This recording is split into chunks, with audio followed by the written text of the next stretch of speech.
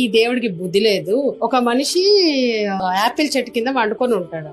మనకు తెలియకమా కదా, పండుకొని అనుకుంటాడ ఈ దేవుడికి బుద్ధి లేదు, ఈ చిన్న చిన్న కాయలేమో ఇంత పెద్ద చెట్టుకి కాసేటట్టు చేసిండు, ఇంత పెద్ద గుమ్మడికాయ ఏమో తీగ లెక్కలు ఉన్న పాపం సన్న దానికి కాసేటట్టు చేసిండు, దేవుడికి అసలు తలకాయ లేదని చెప్పి దేవుడిని తిట్టుకొని జసేపు అన్నాడు. పండుకుంటాడు.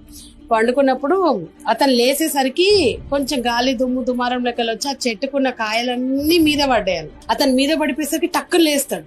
టక్కుని లేచిన తర్వాత అతను ఏదైతే ఆలోచించుకొని వండుకున్నాడో అతను తడుతుంది అనమాట.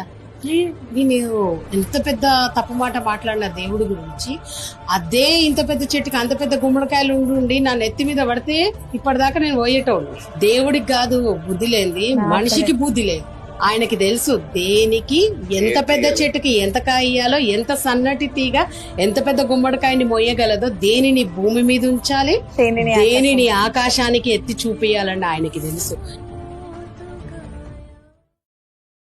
Download ShareChat.